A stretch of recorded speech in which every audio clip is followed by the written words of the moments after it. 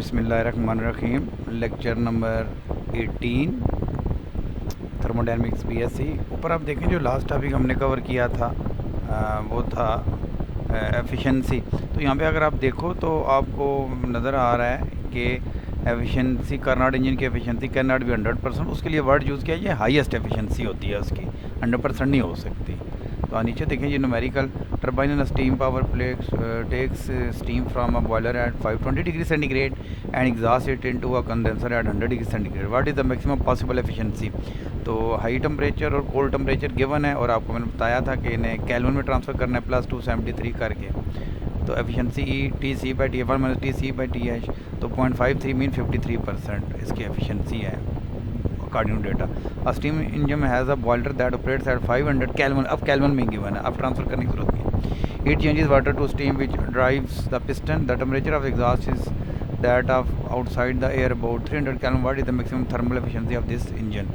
तो inward temperature T H, high temperature inward होता है, इनपुट होती है high temperature 500 kelvin exhaust, low temperature 300 kelvin. Efficiency T C by T H 1 minus कर दिया तो इसकी 40% एफिशिएंसी होगी। A steam engine operates at 300 Fahrenheit, exact 150 Fahrenheit. What is the maximum efficiency of Carnot engine? तो T H Fahrenheit, तो ये formula है Fahrenheit से सेंटीग्रेड में जाने का, ठीक है। तो 5/9 300 माइनस 32 डिग्री सेंटीग्रेड में चला गया, पुट किया और फिर मैं प्लस 273 किया तो केल्विन में चला गया। कन्वर्जन होगी, इस तरह दूसरी की भी होगी conversion.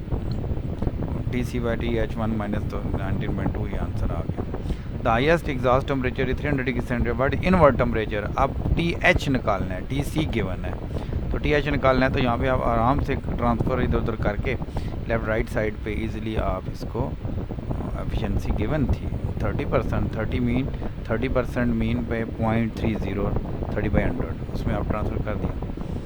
The highest theoretical efficiency of gasoline engine based on the Carnot second 30%. If this engine expels gases into atmosphere which has temperature of 300 Kelvin, what is the temperature in the cylinder immediately after combustion? तो T C low temperature efficiency given है, तो वही बात होगी जी आपकी। इसी तरह आपने वैल्यूज़ लगा देनी है और टेम्परेचर केल्विन में गिवन है तो ये सॉल्व करके टी एच की वैल्यू आ गई। What are some factor that affect the efficiency of automobile engine. First the efficiency automobile engine can not exceed the Carnot efficiency. वो आइडियल इंजन थ्योरेटिकल से बढ़ ही नहीं सकती, क्योंकि हमसे आइडियली थ्योरेटिकली एक्सपोज करके लेते हैं high and low temperature reservoir. It is limited by the temperature of the burning fuel and the temperature of the environment. जिस एनवायरनमेंट में हीट एक्सट्रैक्ट होती है उसके अकॉर्डिंग इंजन की एफिशिएंसी होती है। हार्ड से हार्ड तो हम बना सकते हैं, लेकिन कोल्ड रेजर्वायर हमारे कंट्रोल में नहीं है, क्योंकि वो एटमॉस्फेयर होता है हमारा, ये जो बाहर की आबो हवा होती है, into which the exhaust is damped.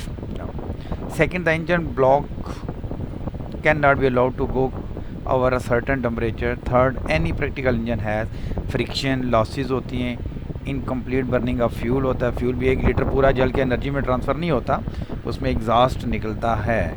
तो ये इस पे इम्पॉर्टेंट फैक्टर्स हैं। In practical heat engine which are we better able to control the temperature of the hot reservoir and temperature of cold। अच्छा लाइन जब मिस हो गया, it is easier to control the temperature of the hot reservoir, यहाँ लिखना है it is easier to control the temperature of hot reservoir, ठीक है जी।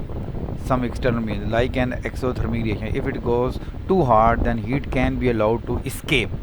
जितनी ज़्यादा हार्ड टेम्परेचर होगा इतनी ज़्यादा हीट स्केप करेगी, आप एफिशिएंसी बढ़ा लेंगे। कोल्ड हमारे कंट्रोल में नहीं है, जो कि हमारा एटमॉस्फेयर है, गाड़ी का एग्जॉस्ट जब बाहर निकलता है हमारा ये एटमॉस्फेयर है सारा, ये इसलिए हीट अप हो रहा है day by day due to burning of coal petrol. तो इसमें सारा एक्सपेल सारा इसमें जाता है, इस वजह से। तो आप हार्ड को हार्ड से हार्ड करते जाएँ।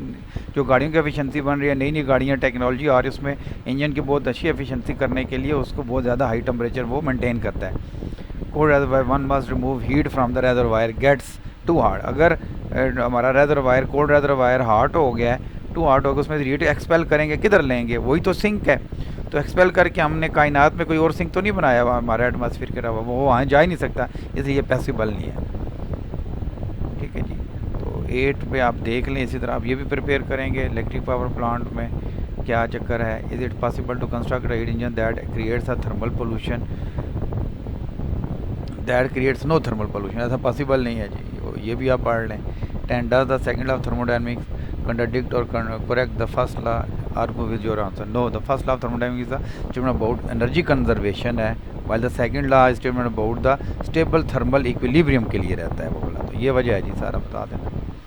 Can a heat pump have efficient performance less than the unity? No, because the work done 100% नहीं हो सकता, वो एग्जॉस्ट में चला जाता है बाय हीट।